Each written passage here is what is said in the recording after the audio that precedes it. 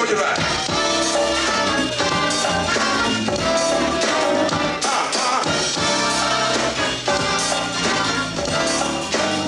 Show you right.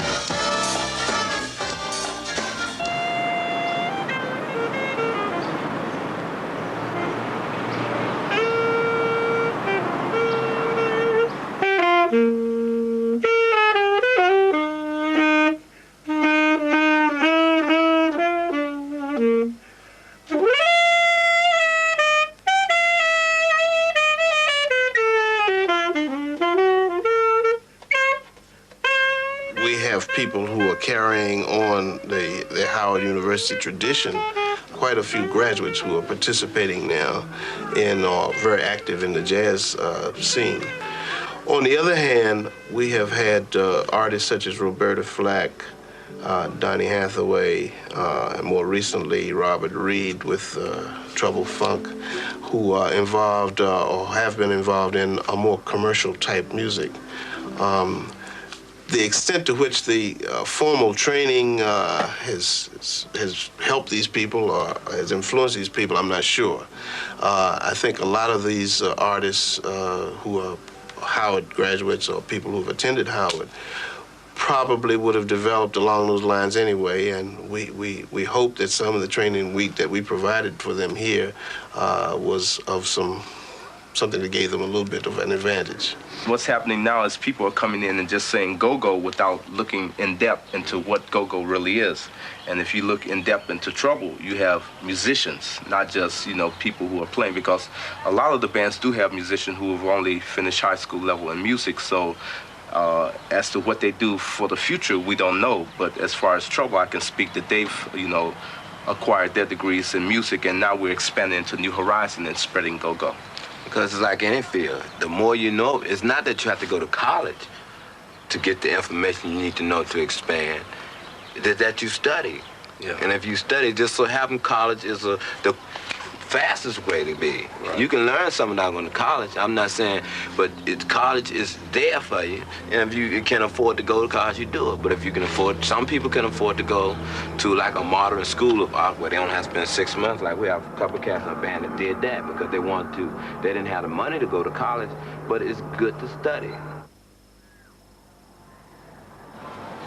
My background started off, as far as my grandmother influenced myself and my cousin Reds, is really to pursue a career in music by sending us to music school off of her own money, in which at the time we was growing up, we didn't really know where the funds were coming from, but they were coming from a Social Security check, in which, my grandmother brought us up to never think that we were living in the ghetto. She always made things possible, a better atmosphere for the both of us.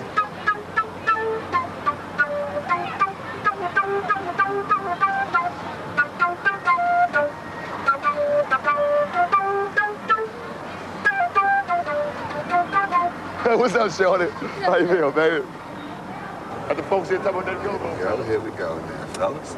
And we're still in Southeast, Stuart. We're still in the happiest, this is the most happiest part in town right here. Southeast. Southeast, the real deal. Hey! Now, this is my neighborhood right here. And they also used to run up this street a lot here from the bullies, too. Because basically I was into music. My grandma used to keep myself all the time in the house right here, But this right here is the house here. What's up, buddy? This is the house here I grew up in, right here. 207 L Street, right here,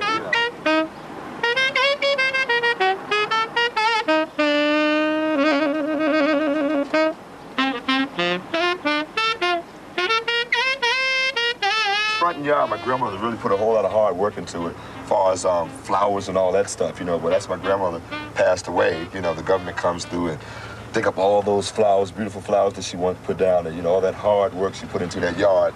It really gets me mad sometimes. I come past here sometime and see all the flowers gone, This would be a very beautiful place. Back during the years and stuff, during the early 70s and stuff, was Mayor Washington.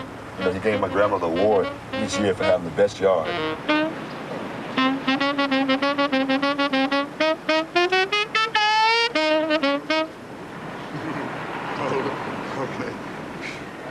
Okay.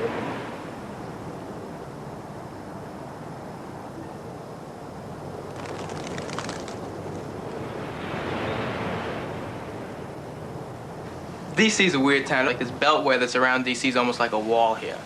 D.C. is a very segregated city. The whites don't really know what's happening, most of them. I got friends, you know, because, you know, I'm a white guy. You can see that right in the color, right? I'm a white guy. And I'll go and I'll tell some of my friends who are on the white circuit of town, hey, I'm doing these bands. And they'll say, who you doing? I'll say, I got a show with Rare Essence, Trouble, and EU. And they say, who's that? And they think I'm just some little guy doing shows that like little non-existent things. They don't know that on the other side of town, there's shows with 3,000, 4,000, 5,000 people sometimes coming out to funk to them. But these bands have been doing this thing for 10, 12 years. No one even knew it was happening. It just kind of grew just from the streets. I mean, you go to the schools during lunchtime, and these kids don't have WKYS or WOL or any of these stations on. They got their bootleg tapes from the tapes before. Just recently, some of the bands stopped letting the kids come in with their tape decks, but mostly, you go to see a Chuck show or a Rare Essence show or one of these shows, these kids take their tape decks in, and they tape the show. And all over the city during the day, they're listening to these local bands.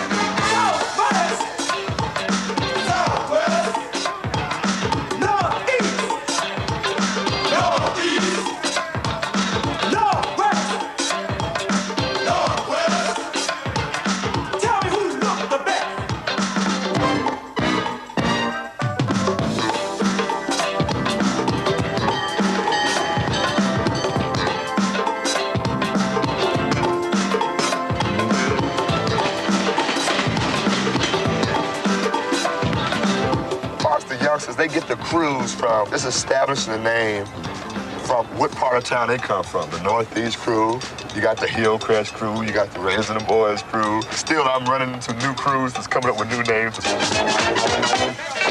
put you in the fucking groove now, baby, now get it. We're gonna put you in the fucking groove now, baby, now get it.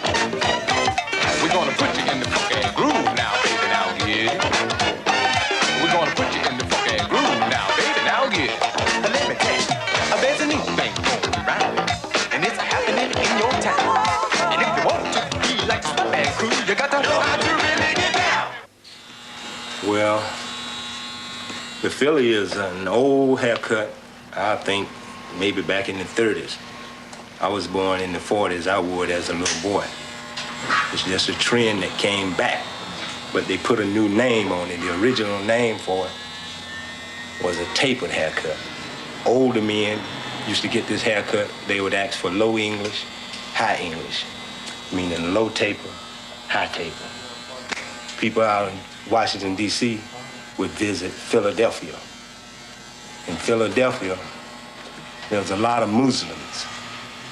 Muslims always wore neat haircuts, close, tapered haircuts. So when a guy would come back to Washington, he would probably say, they got some nice haircuts in Philly. Philadelphia, Philly short for Philadelphia.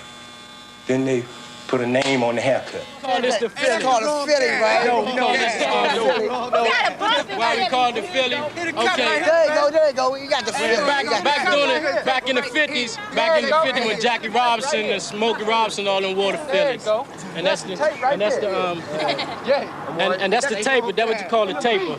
That's what you call the taper with the V.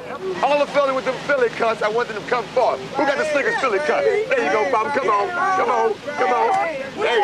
These are the most popular haircuts here in D.C. They call it Philly cuts, the go-go cuts, the D.C. cuts. Remember the Philly cuts, take your hat off. We got the man right here, that's Cade from the barber shop, right here. My main man, we got the, hey, Shorty, come on up here, Shorty. My man here sporting that mean Philly right there. This is the man here with that mean Philly here. Did you tell your lady? Yeah, I told mine. And I told him to meet us at the go-go about 9:30. And then we'll sweat it. Come on, yeah, we'll turn this go-go right.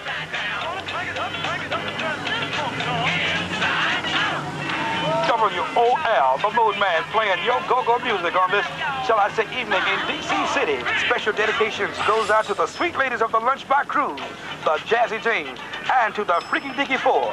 Also, this goes out to the Party Time Crew, Go-Go Tony, Lil Bit, 2 Feet, and all of the young Dillingers, and Sister Patsy of the Northeast Crew. People like Fila, Adidas, Fila, sweatsuit, Adidas tennis. We go in these. And this one we go in it. What's Fila say? Ask me what Fila say. And here they go. Here they go. Fila. One at a time. Fila, K-Swiss, And Adidas, and Nike. Nike, Adidas, Decade. The root of it is here, and we never want to lose the base that is creating it, and we never want to ignore the forces that are here that, you know, that pull the music together and the talent, and because we want it to keep, I don't know if you say pure, but you don't want the hype, and you don't want the public relations aspect of it, and that's needed too, but you don't want that to be too influential and to knock aside the fundamental development of the music here. We want to keep that going. After it gets commercial, after any music goes commercial, it's never like the original. So we'll still have our original. Everybody else will just be trying to get like us. It's cool if my music is going over there and we got an even exchange. You got something to present, I have something to present. So it's all over the world, different parts, whether it come from Africa, wherever it comes from. If it has a message, and it's about life, so that's the message.